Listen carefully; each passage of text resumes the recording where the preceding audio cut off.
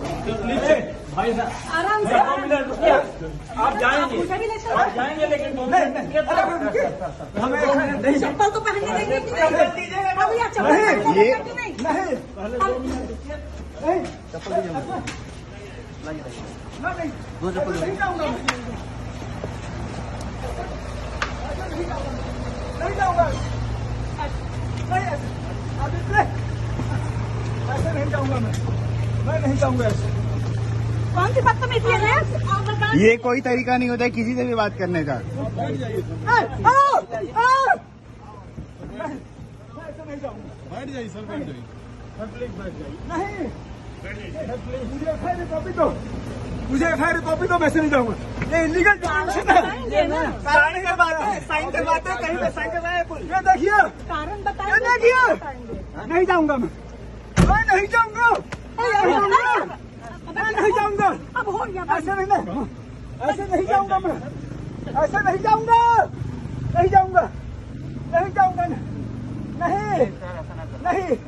नहीं। आप लोग एफआईआर की कॉपी क्यों नहीं? नमस्कार, मैं हूं संजय शर्मा। आप देख रहे हैं 4 PM न्यूज नेटवर्क। आज दोपहर 1 बजे जब मुझे सूचना मिली कि अमिताभ ठाकुर को हाउस अरेस्ट कर लिया गया है क्योंकि वे गोरखपुर जाना चाहते थे।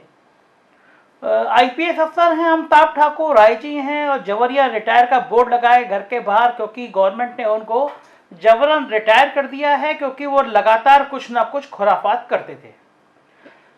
अधिकार सेना का गठन किया है उन्होंने और ऐलान किया कि वे योगी आदित्यनाथ जी के खिलाफ, जहां से वे मुख्यमंत्री चुनाव लड़ेंगे, उनके खिलाफ चुनाव लड़ेंगे। इससे पहले जब वे गोरखपुर जाने को थे कुछ दिन पहले, तब भी उनको हाउस अरेस्ट कर लिया गया था और आज फिर सुबह उनको हाउस अरेस्ट कर लिया गया।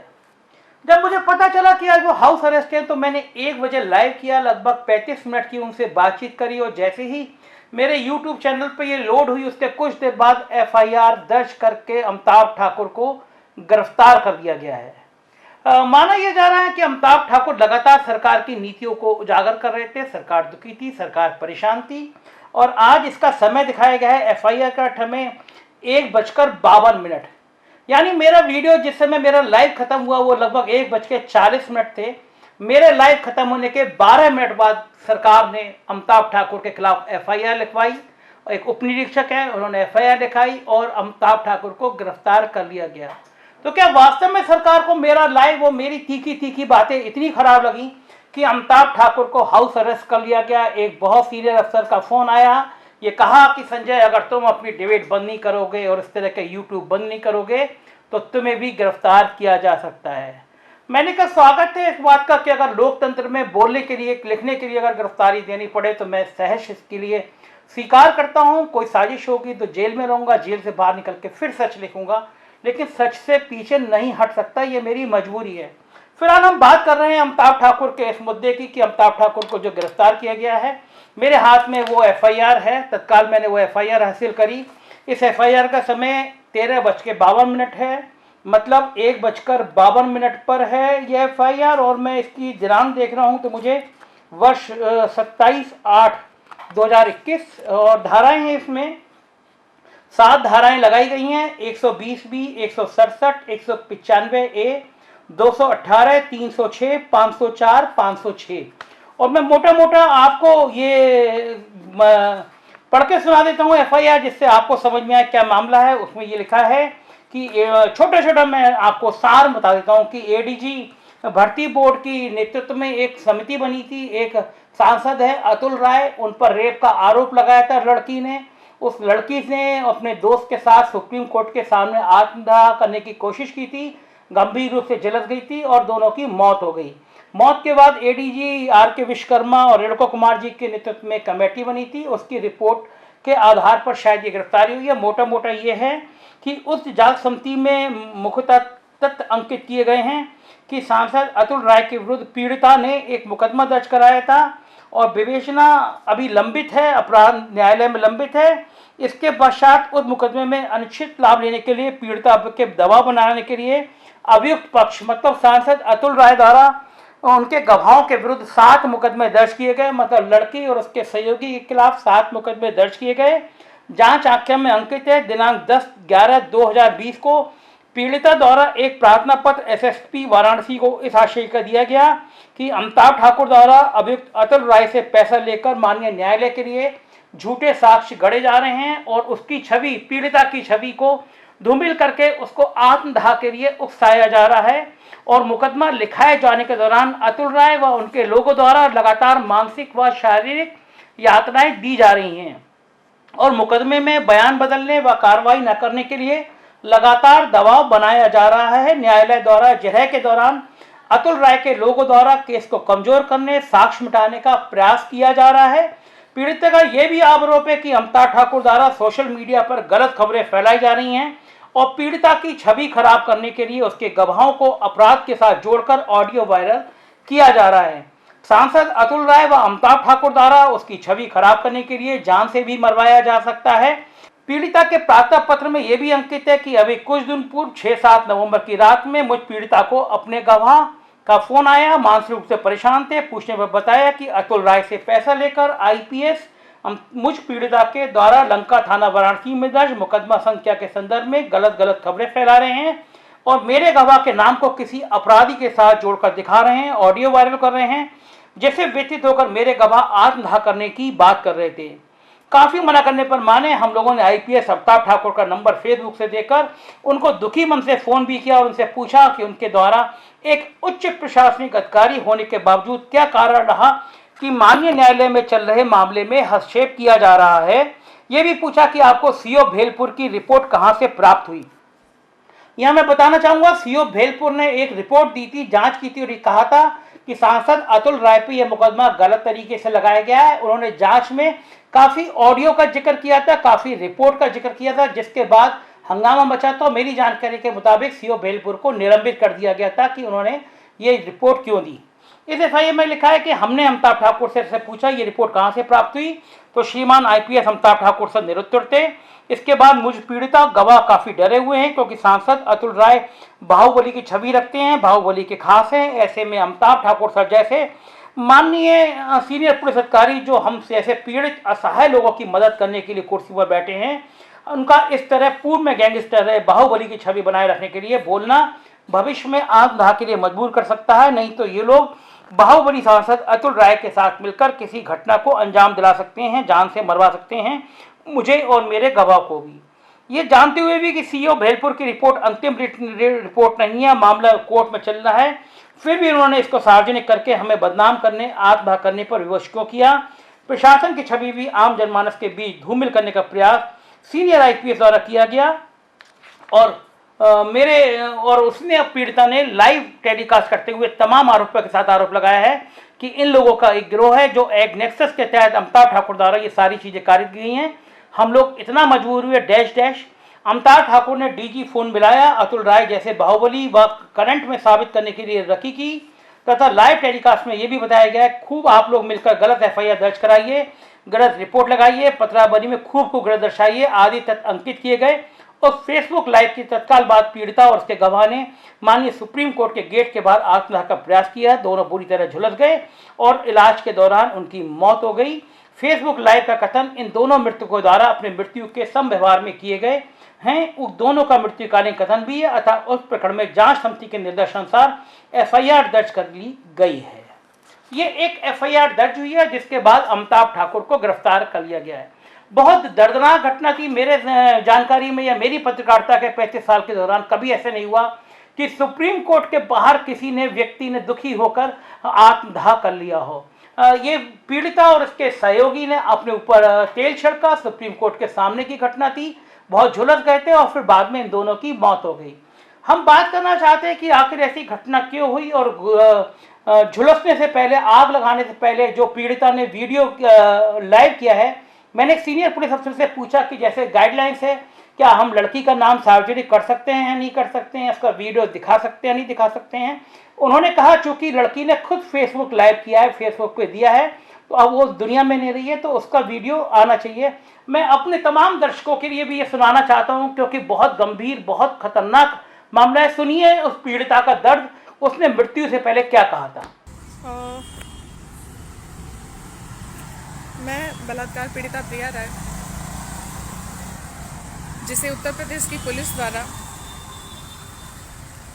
पीड़िता नहीं बल्कि चरित्रहीन साबित किया गया तरह तरह से, सिर्फ एक हिस्ट्री सीटर सांसद अतुल राय को बचाने के लिए, जिसमें तत्कालीन एसएसपी अमित पाठक, नरही के तत्कालीन टीबी सिंह, सीओ अमरेश सिंह, दरोगा संजय राय, उसका बेटा विवेक राय वत्स, आईजी अमिताभ ठाकुर और अब वर्तमान जज एमपीएमएलए कोर्ट प्रयागराज के आलोक श्रीवास्तव, इन सारे लोगों की भूमिका है। आप सबको पता होगा कि 9 जुलाई 2021 को मैंने 24+10+2+1 पेज की लिखित शिकायत पत्र और प्रार्थना पत्र कोर्ट में जाकर मैं देकर आई हूँ, जिसके बाद इन लोगों के द्वारा, उसमें जिन लोगों के नाम थे उन लोगों के द्वारा मिलकर नॉन अवेलेबल वारंट इशू करा दिया गया, एक जगह से नहीं बल्कि 2 जगह से, बलिया से और बनारस से। और फिर इशू कराने के बाद आलोक श्रीवास्तव के द्वारा समन भेजा गया, क्यों कि मैं न्यायालय आऊँ। और जब मैं कह रही हूँ कि एनपीडब्ल्यू इशू हो गया है तो उसके बाद इस समन का क्या मतलब है, तो लोग कह रहे हैं, मतलब वो उनके सरकारी अधिवक्ता कह रहे हैं राजेश गुप्ता कि मतलब मुझ पर और मेरे गवाह पर हुए किसी भी केस से, चाहे वो अतुल राय के भाई ने कराया हो या अतुल राय के लोगों ने कराया हो, या भले आपके मुकदमे में मतलब क्या कहते हैं दबाव बनाने के लिए कराया हो, उन किसी भी मुकदमे का अतुल राय के बलात्कार के मुकदमे से, यानी मेरे मुकदमे 407/19 से कोई लेना देना नहीं है। यह आलोक श्रीवास्तव और उनके सरकारी अधिवक्ता राजेश गुप्ता जी का कहना है। तो कुल मिलाकर कहना यही है कि जो भी यह हमारा वीडियो देख रहा है वह इस वीडियो को कृपया करके स्क्रीन रिकॉर्डिंग कर ले, क्योंकि मुझे ऐसा लग रहा है कि हमारे फेसबुक को डिलीट कर दिया जाएगा, क्योंकि माननीय आलोक श्रीवास्तव और अमित पाठक के द्वारा हमें जिस गंतव्य पर पहुंचाना था तो हम लोग उस गंतव्य पर पहुंच गए हैं। और हम लोग जगह नहीं बताएंगे, लेकिन हम लोग जो यह लोग चाहते थे, जो इन लोगों ने मेहनत किया है 1.5 साल से, हम लोग उसको साकार करने आ गए हैं। जो ये लोग चाहते नहीं थे, एसएसपी अमित पाठक ने नवंबर 2020 से ही हमें मजबूर कर दिया कि हम लोग मरें। साफ साफ आप सभी लोग सुने और उत्तर प्रदेश की पूरी जनता सुने, देश की पूरी जनता सुने और पुलिस विभाग के वो लोग सुने जो लोग न्याय करना जानते हैं, जो लोग वर्दी न्याय के लिए पहने हैं। एसएसपी अमित पाठक की तरह झूठे पीड़ितों को बदनाम करा करके अपना अंदर अंदर काम करने के लिए नहीं बने हैं। तो आज हम लोगों ने जो कई दिनों से डिसाइड कर रखा था उसका मुख्य दिन आ चुका है। अब एसएसपी अमित पाठक हो या न्यायाधीश आलोक श्रीवास्तव जी हो, जो पत्रावली में जिसको जो लिखना हो, जिसको एफआईआर लिखना हो, जिसको जो भी करना हो, हाँ, जिसको एनबीडब्ल्यू कराना हो, खूब आराम से कराइए भैया। अतुल राय ही आप लोगों के सब कुछ है, समाज के सब कुछ है। हम लोगों से कोई मतलब नहीं, हम लोगों से वास्तव में व्यक्तिगत कोई ऐसी दुश्मनी नहीं थी कि करोड़ों रुपए छोड़ करके और सब कुछ छोड़ करके अपना आदमी पागल हुए फिरा है। लेकिन पुलिस का विश्वास बढ़े, न्यायालय का विश्वास बढ़े, ऐसे चीज़ों के लिए हम लोग स्टेशन पे सोते थे और दिन भर रात भर भूखे रह करके और सुबह उठ करके न्यायालय जाते थे। कोई बात नहीं, आगे बढ़िए और आप लोग जुड़े रहिए। बाकी ये सारे लोग देखिए, ये नेक्सस है, ये गिरोह है और इस गिरोह में हम लोग फंस गए, इसलिए हम लोगों को परेशान किया जा रहा था। अगर हम लोग भी किसी नेता मंत्री विधायक के बेटा बेटी होते, परिचित होते या फिर इन लोगों की तरह दलाली करने के लिए हम लोग भी झुक जाते ना, तो आगे चल करके हम लोगों का भी बहुत नाम होता है, या चाहे जो भी चीज़ें होती। खैर, उस नाम से और इन्हीं चीज़ों से हम लोगों को कोई मतलब नहीं है। इसमें अमिताभ ठाकुर जो चुनाव लड़ने जा रहा है वो भी बहुत पूर्ण रूप से जिम्मेदार है, जिसका मैंने 24 पेज के लिखित में दे दिया है। एक चीज और जान जाए, वो अमिताभ ठाकुर के द्वारा ही ये सारी चीजें कारित कराई गई कि हम लोग इतने मजबूर हुए। क्योंकि समाज को ये पूछना चाहिए और माननीय न्यायाधीश और देश के हर उस जिम्मेदार व्यक्ति को पूछना चाहिए कि जब मामला माननीय न्यायालय में चल रहा हो तो अनपढ़ गवार तो है नहीं। आईजी अमिताभ ठाकुर एक आईजी के पद पे हैं और करंट टाइम में थे, तो उन्होंने जो डीजी को फोन मिलाया अतुल राय जैसे बाहुबली के लिए और करंट में सांसद के लिए पैरवी की, वो उन्होंने क्यों नहीं सार्वजनिक करने से पहले, वो भी बलात्कार संबंधित मुकदमा, उसको क्यों नहीं एसएसपी अमित पाठक से पूछा। तो ये बहुत बड़ा क्राइम है और उसी समय से एसएसपी अमित पाठक ने हमें पूरी तरीके से मजबूर करके उधर वाला आप निकाल लीजिए। तो ये सारी चीज़ें हैं और कोई दिक्कत नहीं है, आप लोग इन चीज़ों को देखते रहिए। यह चीज़ें बहुत कष्टकारी हैं, बहुत भयावह हैं, लेकिन इसको उठाने से इस कदम को उठाने से पहले हम लोगों को भी थोड़ा बहुत डर लग रहा है, लेकिन इस डर वर का कोई मतलब नहीं है। सुना आपने, पीड़िता कह रही है कि किस किस तरह से उसको परेशान किया गया, लेकिन साथ में पीड़िता गाजियाबाद के तत्कालीन एसएसपी अमित पाठक का नाम लेती है, कुछ जज का नाम लेती है, कुछ अन्य अधिकारियों का नाम लेती है। तो बड़ा सवाल यह कि विवेचना में आखिर अमित पाठक, वो जज और बाकी लोग गिरफ्तार क्यों नहीं किए गए? सारा ठीकरा सिर्फ अमिताभ ठाकुर के सिर पर क्यों फोड़ा गया? और बड़ी बात यह है कि जिस तरह की घटना हुई, अगर सीओ भेलपुर कोई रिपोर्ट देता है और अमिताभ ठाकुर या कोई जन सम्मान का व्यक्ति भी सीओ भेलपुर की रिपोर्ट के आधार पर कोई खबर लिखता है, कोई फेसबुक लाइव करता है, तो क्या यह गुनाह है? सीओ भेलपुर एक जिम्मेदार पद पर बैठे होंगे, जाहिर है उन्होंने सैकड़ों घटनाएं देखी होंगी, सैकड़ों विवेचनाएं करी होंगी। अगर आपका सीओ गलत है तो ये सिस्टम की गलती है अगर वो रिपोर्ट दे रहा है। और मेरा बड़ा सवाल सुप्रीम कोर्ट से है, माननीय न्यायमूर्ति जी, ये पहली घटना होगी कि आपके गेट पर आकर एक लड़का और एक लड़की आत्मदाह कर लेते हैं। वो कौन से कारण है, कौन सी व्यवस्थाएं हैं जिससे उनको लगता है कि उत्तर प्रदेश में उनको न्याय नहीं मिल पा रहा? माननीय मुख्यमंत्री जी, आपके लिए भी बहुत बड़ा सवाल यह है कि आखिर सिस्टम में ऐसी चूक क्यों हुई? अगर वास्तव में लड़की के आरोप सही थे, उसके साथ बलात्कार हुआ, तो आखिर क्यों हम उसको सुरक्षा नहीं दे पाए? आखिर क्यों हम ऐसी व्यवस्था नहीं कर पाए कि लड़की परेशान ना हो? आखिर वो क्या कारण थे? अगर 7 मुकदमे गलत लिखाए गए थे तो वो कौन लोग थे और अभी तक वो गिरफ्तार क्यों नहीं हुए? आप प्रदेश के मुखिया हैं, आपकी जिम्मेदारी है, अगर कोई नेता किसी लड़की का उत्पीड़न करता है तो पर्याप्त साक्ष्य इकट्ठे किए जाए, लड़की को सुरक्षा दी जाए। तो तंत्र में ऐसी कौन सी कमी थी कि लड़की के ऊपर मुकदमे दर्ज हो गए? और अगर लड़की ने गलत आरोप लगाए थे तो सांसद जी अभी तक जेल में क्यों हैं? जाहिर माननीय न्यायमूर्ति जी, सुप्रीम कोर्ट के चीफ जस्टिस से मेरी रिक्वेस्ट है, इस वीडियो के माध्यम से रिक्वेस्ट है कि बहुत गंभीर घटना है, सुप्रीम कोर्ट के गेट पे हुई घटना है, इसकी तत्काल सीबीआई जांच या हाई कोर्ट के मौजूदा जज से जांच कराई जानी चाहिए। बहुत गंभीर मामला है उत्तर प्रदेश का कि यहाँ के 2 पीड़ित सुप्रीम कोर्ट के गेट पे आत्मदाह कर रहे हैं और ये मामला इतना उलझ गया है, इतना घूम गया है कि एक आईपीएस अफसर जो खुद चुनाव लड़ने का ऐलान कर रहा है मुख्यमंत्री जी के खिलाफ, मेरे वीडियो में मेरे लाइव चैट के 12 मिनट के बाद खत्म होने के बाद उस पर एफआईआर दर्ज हो जाती है। जाहिर है गंभीर मुद्दा है, गंभीर सवाल है, इसको गंभीरता से लेना चाहिए और इसकी हाई कोर्ट के किसी न किसी मौजूदा जज से जांच कराई जानी चाहिए। देखते रहिए 4 PM, क्योंकि हमने कसम खाई है, हम सच बोलेंगे चाहे इसका अंजाम कुछ भी हो।